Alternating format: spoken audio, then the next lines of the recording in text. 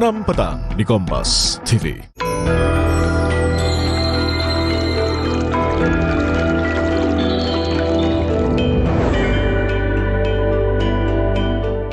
Sesaat lagi Anda akan menyaksikan Kompas Sepekan, didukung oleh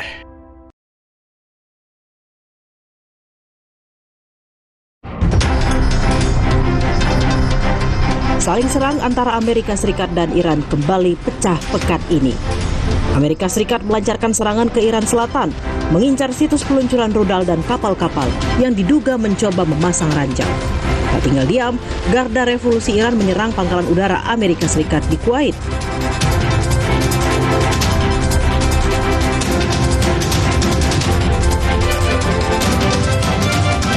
Negosiasi damai Iran-Amerika Serikat kian terjal.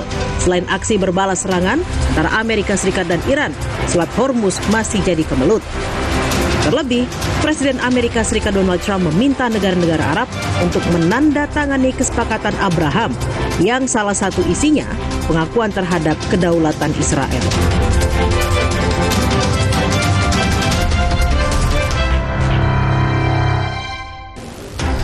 Saling serang antara Amerika Serikat dan Iran kembali pecah pekan ini. Amerika Serikat melancarkan serangan ke Iran Selatan, mengincar situs peluncuran rudal dan kapal-kapal yang diduga mencoba memasang ranjau. Tak tinggal diam, Garda Revolusi Iran menyerang pangkalan udara Amerika Serikat di Kuwait. Informasi ini menjadi pembuka Kompas Sepekan bersama saya, Tili Reatela.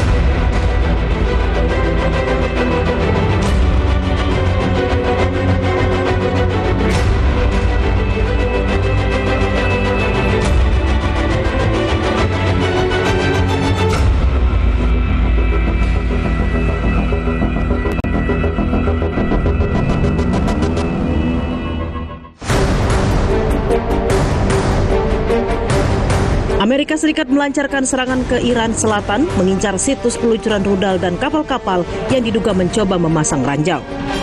Komando Pusat Amerika Serikat menyebut serangan ini sebagai bentuk pertahanan diri untuk melindungi pasukan Amerika Serikat dari ancaman tentara Iran. Amerika Serikat menyebut serangan menargetkan wilayah dekat Bandar Abbas, kota pelabuhan di selatan yang juga menjadi pangkalan angkatan laut Iran di Selat Hormuz. Komando Pusat Militer Amerika Serikat atau CENTCOM juga menyatakan pihaknya menembak jatuh 4 drone serang Iran yang dianggap menimbulkan ancaman di sekitar Selat Hormuz. Serangan Amerika ini dilakukan di tengah gencatan senjata antara Amerika Serikat dan Iran serta negosiasi untuk mengakhiri perang yang belum juga menemui kata sepakat. Tak tinggal diam, Garda Revolusi Iran menyerang pangkalan udara Amerika Serikat di Kuwait dalam serangan terbaru mereka. Serangan ini sebagai balasan atas serangan Amerika Serikat di wilayah Iran. Sementara, militer Kuwait membenarkan telah menghadapi serangan rudal dan drone dari Iran. Salah satu jejak rudal balistik Iran terlihat di Khuzestan sebelum terdeteksi menyerang pangkalan udara Amerika Serikat di Kuwait. Iran juga mengecam serangan Amerika ke selatan wilayahnya yang diklaim sebagai tindakan membela diri. Iran mengutuk pelanggaran gencatan senjata oleh militer Amerika Serikat di provinsi Hormozgan. Iran memperingatkan konsekuensi dari tindakan agresif Amerika Serikat. Iran pun menembak jatuh drone Amerika dan memukul mundur pesawat jet tempur F-35 dari wilayah udara Iran. Komitmen negosiasi damai juga disampaikan Presiden Iran Masoud Pezeshkian. Negosiator Iran siap meyakini dunia bahwa Iran tidak berhasrat memiliki senjata nuklir dan tidak menginginkan ketidakstabilan di kawasan. Tetapi sebaliknya, Pezeshkian menuding ketidakstabilan di kawasan Timur Tengah disebabkan campur tangan Israel. اطمینان رو بدیم که ما به دنبال سلاح هسته‌ای نیستیم، ما به دنبال ناآرامی در منطقه نیستیم ناآرام کننده این منطقه اسرائیل که به دنبال اون نقشه در حقیقت اسرائیل بزرگه و به طرق مختلف داره توطئه میکنه که جنگ و ناآرامی و اختلاف رو در منطقه همچنان زنده نگه داره. Amerika Serikat tak hanya menekan Iran. Presiden Amerika Serikat Donald Trump juga mengancam akan menghancurkan Oman jika negara tersebut menyetujui kerjasama dengan Iran untuk memungut tarif di Selat Hormuz. Trump menyatakan Selat Hormuz merupakan bagian dari perairan internasional. Tidak boleh ada pihak yang mengontrol selat tersebut. Menurut Trump, Oman harus bersikap seperti negara lain dalam masalah ini. Pernyataan ini sebagai buntut pekan lalu, Iran menyatakan tengah bekerja sama dengan Oman untuk membuat mekanisme pengatur jalur aman kapal yang akan melalui Selat Hormuz. Namun tidak ada pernyataan soal pungutan atau tarif untuk Selat Hormuz. No, the strait's going to be open to everybody. It's international waters. Nobody's going to control it. We're going to watch over it. We'll watch over it, but nobody's going to control it. That's part of the negotiation that we have. They would like to control it. Nobody's going to control it. It's international waters, and Oman will behave just like everybody else, so we'll have to blow them up. They understand that. They'll be fine. Pengamat Timur Tengah menilai Amerika Serikat kembali menarik pelatuk dengan menyerang Iran lagi. Karena ada tekanan dari internal kubu Trump yang melihat kesepakatan dengan Iran tidak menguntungkan Amerika Serikat. Jadi ada interupsi yang sangat kuat di internal Partai Republik. Kesepakatan ini jelas mencoreng citra Partai Republik dan ini bukanlah sebuah kemenangan. Bahkan lebih buruk dari kesepakatan yang di eranya Obama. Kalau kayak gitu kan ini nggak bisa keluar exit strateginya gagal dong, Friska ya. Dia nggak bisa jual dong ke Amerika Serikat bahwa Iran itu benar-benar tundukkan. Pakar hubungan internasional juga melihat serangan Amerika Serikat ke Iran saat tim negosiasi telah tiba di Qatar merupakan bagian dari last minute diplomacy dari Amerika untuk menekan Iran agar Teheran segera menyepakati negosiasi. Meskipun di tengah tingginya tensi tersebut, serangan yang terjadi diperkirakan tidak akan mempengaruhi proses negosiasi Amerika Serikat dan Iran di Qatar. Di Teheran sangat keras, sementara di Doha cukup berhati-hati atau bahkan cenderung diam. Dan itu artinya apa? Negosiasi tetap berjalan gitu ya, tetap berlangsung, termasuk dengan terutama ya antara delegasi Iran dengan Perdana Menteri Qatar dan kemudian Menteri Luar Negeri Qatar itu kan yang terjadi gitu. Jadi apakah berhenti? Tidak gitu. Tapi pertanyaan berikutnya adalah sekalipun terus berlangsung negosiasinya, apakah akan bersepakat? Saya nggak yakin ya bahwa di Doha ini akan berakhir dengan kesepakatan seperti yang selalu diomongkan oleh Amerika Serikat. Kini, potensi meningkatnya eskalasi di kawasan bukan tak mungkin bisa terjadi. Karena baik Amerika Serikat dan Iran bersikukuh tak akan meninggalkan perang dengan tangan hampa.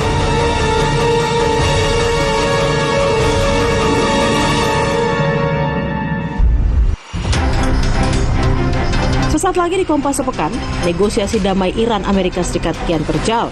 Selain aksi berbalas serangan antara Amerika Serikat dan Iran, Selat Hormuz masih jadi kemelut. Terlebih, Presiden Amerika Serikat Donald Trump meminta negara-negara Arab untuk menandatangani kesepakatan Abraham yang salah satu isinya pengakuan terhadap kedaulatan Israel.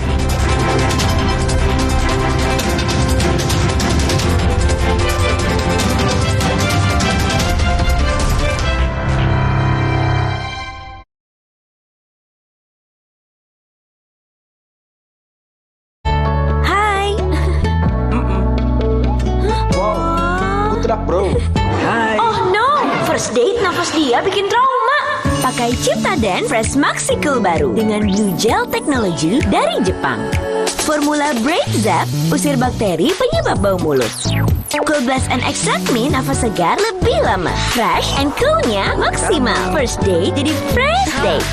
Ciptaden Fresh Maxi Cool. Fresh and cool to the max. Banyak yang sudah membuktikan ademnya Aqua. Dari pegunungan terpilih, kandungan mineral alamiah terjaga kemurniannya. Airnya terasa dingin tanpa didinginkan. Aqua, ademin kamu. Dari dulu, kalau sakit flu, ya Ultra Flu obatnya. 48 tahun sudah Ultra Flu hadir meredakan sakit flu. Ultra Flu? Nurut ya? Tegas. Dengan kemasan baru. Oh no, Pakai Ciptaden Fresh Maxicle baru dengan Blue Gel Technology. Breath Zap usir bakteri, bau mulut, nafas segar lebih lama. First day jadi fresh day. Ciptaden Fresh Maxicle. Fresh and cool to the max. Alergi. Cepat minum Silergi.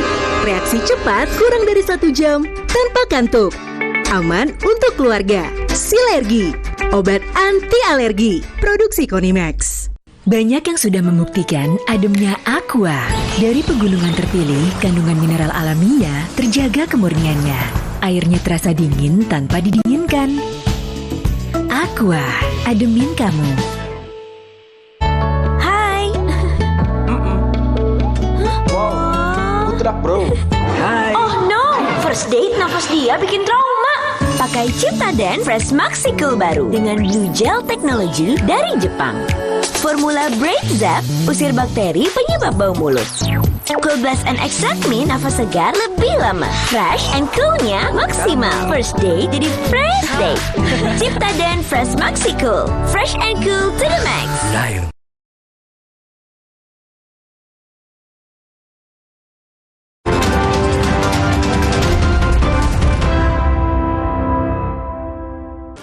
Anda masih menyaksikan Kompas Sepekan bersama saya Tili Reabella. Saudara, negosiasi damai Iran dan Amerika Serikat kian terjal. Selain aksi berbalas serangan antara Amerika Serikat dan Iran, Selat Hormuz masih jadi kemelut. Terlebih, Presiden Amerika Serikat Donald Trump meminta negara-negara Arab untuk menandatangani kesepakatan Abraham atau Abraham Accord yang salah satu isinya pengakuan terhadap kedaulatan Israel. Berikut ulasannya untuk Anda.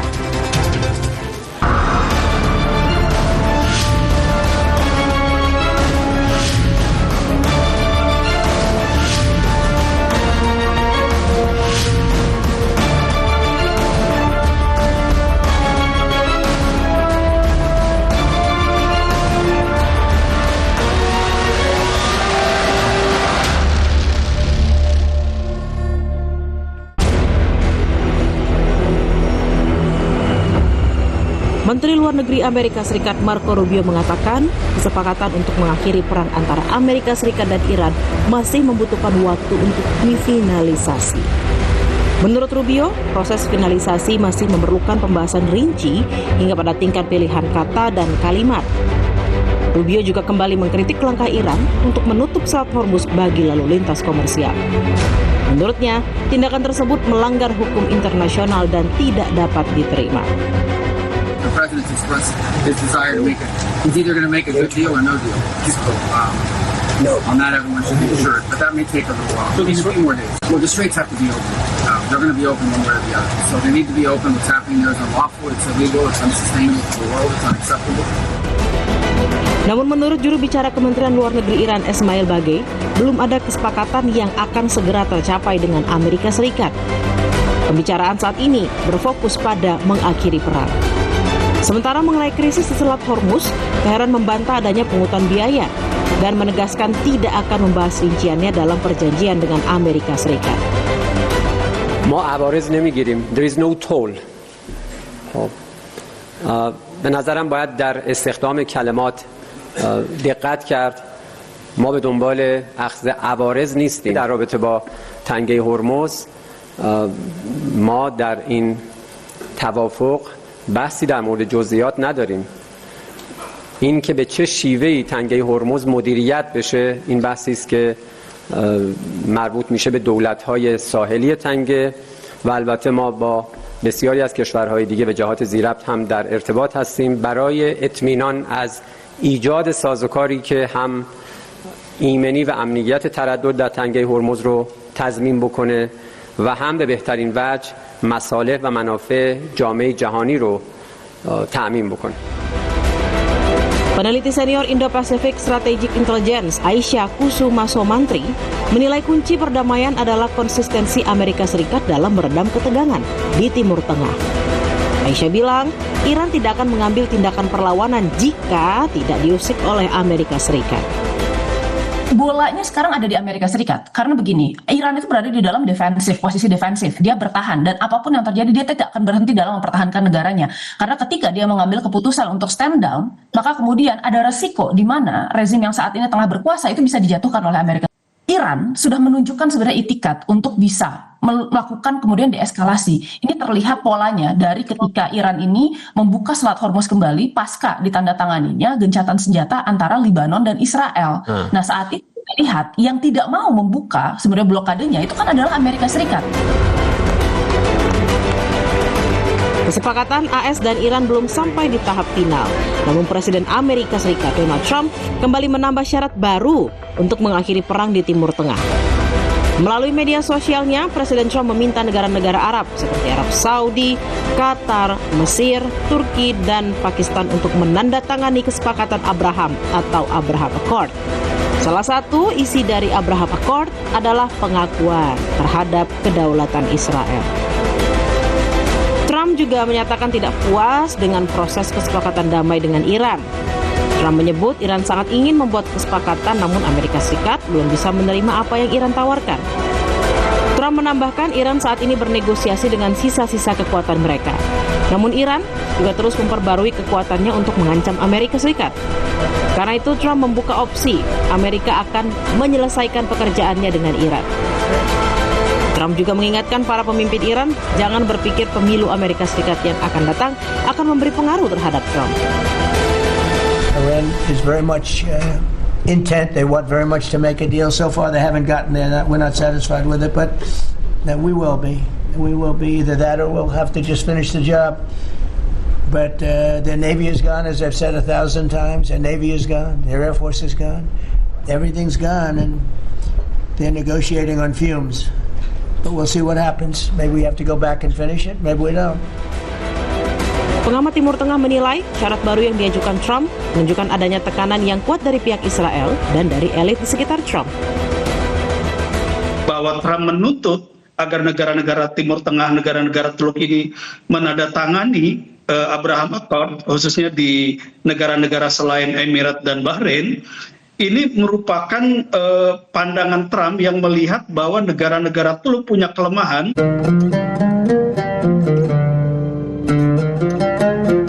Allahu Akbar, Allahu Akbar, Allahu Akbar,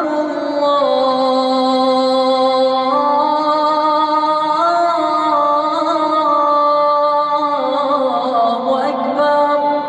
Asyhadu an la ilaha illallah.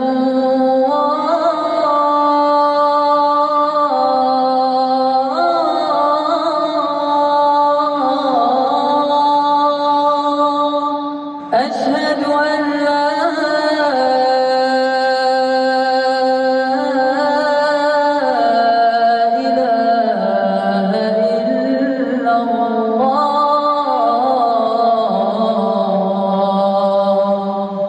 أشهد أن محمدا رسول الله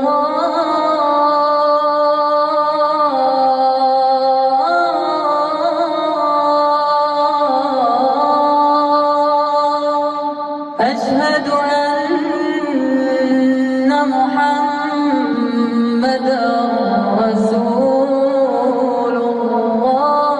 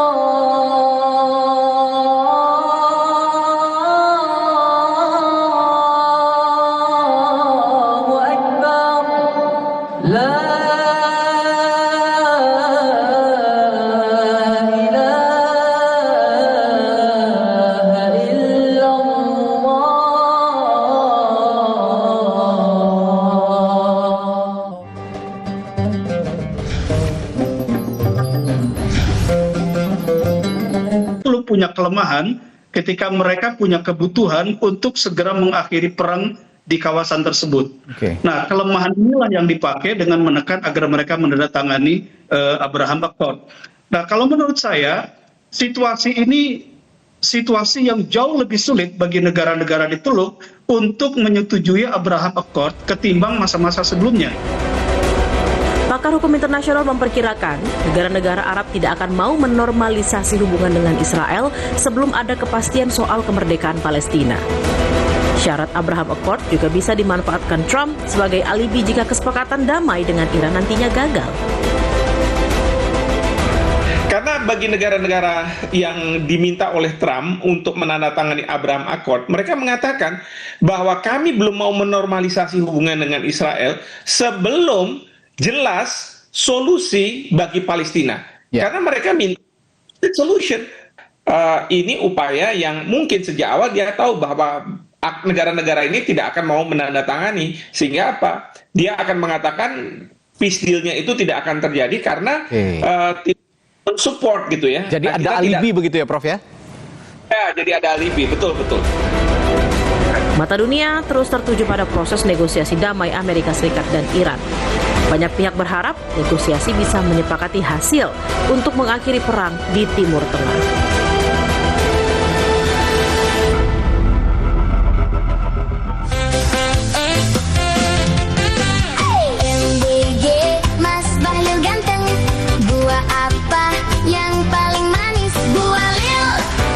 Segera kembali dengan informasi. Golkar merespon lagu MBG yang menyoroti sosok Menteri ISDM sekaligus Ketua Umum Partai Golkar Bahlil Lahadalia. Informasi ini dan sejumlah sorotan terhangat akan hadir dalam Kilas Sepekan sesaat lagi.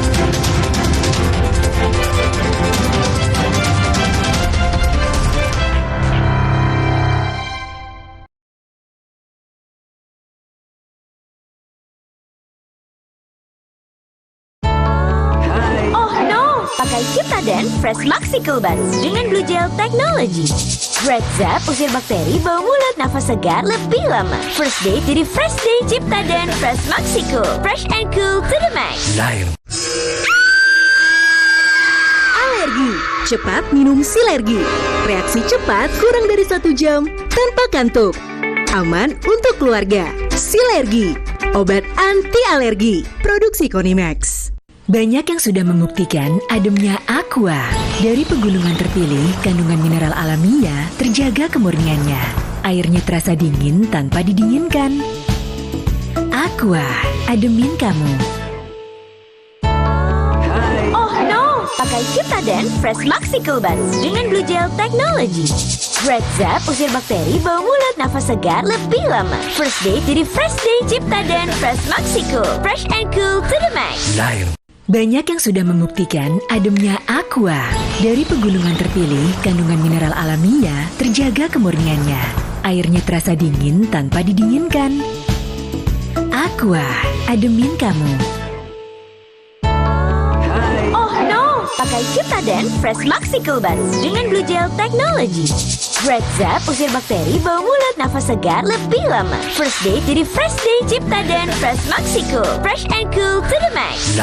Kebijakan penataan guru non-ASN memunculkan berbagai kekhawatiran di kalangan guru honorer. Para guru meminta kepastian nasib dan percepatan pengangkatan ASN demi kesejahteraan dan kontinuitas pembelajaran. Sempat khawatir kalau ia diperhentikan bagaimana anak-anak nantinya. Tetapi ternyata Presiden memilih tidak mensejahterakan guru, tapi memilih memanjakan karyawan-karyawan SPPG. Itu konyol sekali. 60 menit Special Report, Minggu 31 Mei, pukul 6 petang di Kompas TV. Kami mencari tahu, mendengarkan lebih utuh dan mendalam. Kami mempertanyakan rasa keadilan. Klarifikasi. Masa kita saling melengkapi bisa menyuarakan apa yang menjadi rasulnya publik. Kami, Rosi. Ruang OPD. Sumber informasi.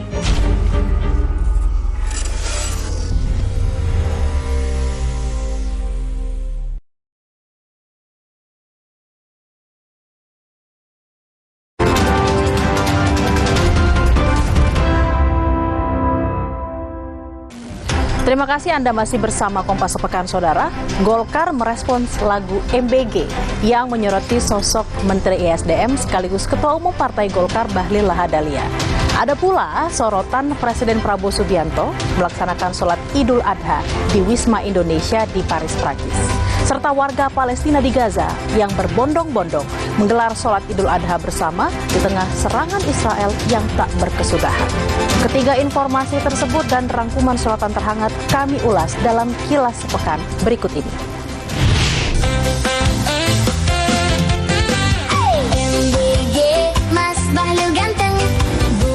Golkar merespon lagu MBG yang menyoroti sosok Menteri ESDM sekaligus Ketua Umum Partai Golkar Bahlil Lahadalia.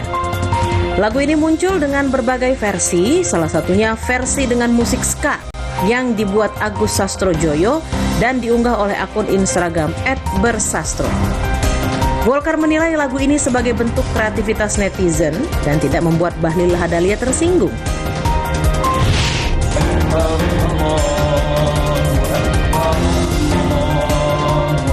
Di sela kunjungan kenegaraan di Prancis, Presiden Prabowo Subianto melaksanakan sholat Idul Adha serta silaturahmi bersama diaspora Indonesia di Wisma Indonesia Paris, Prancis.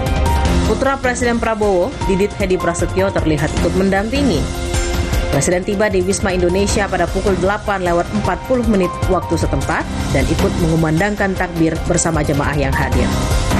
Rangkaian sholat Idul Adha dipimpin Imam sekaligus Khotib Fakhruddin Ar-Razi, sekaligus seorang akademisi asal Universitas Muhammadiyah Lamongan. Usai melaksanakan sholat, Presiden Prabowo menyapa serta makan bersama dengan ratusan WNI yang hadir.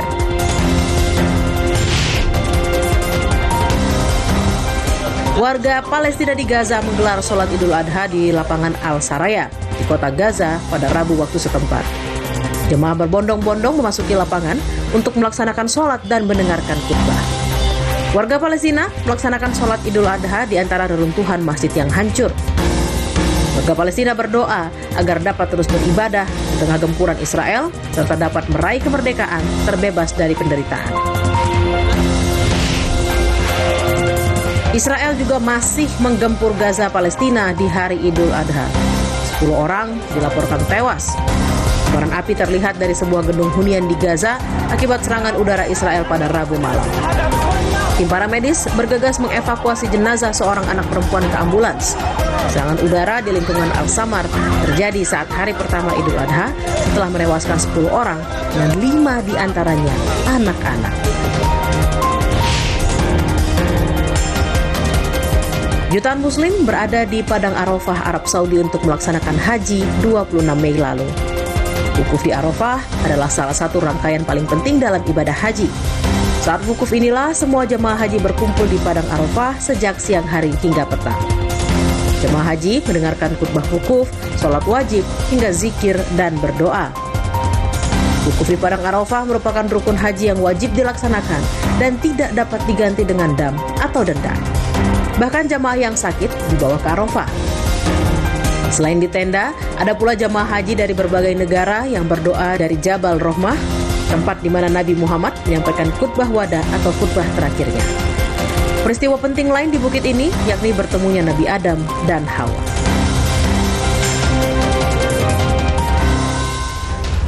Informasi tadi menutup perjumpaan kita di Kompas Sepekan minggu ini, Saudara. Saya Tili Reabella. Tetaplah saksikan Kompas Sepekan hanya di Kompas TV, independen, terpercaya. Sampai jumpa.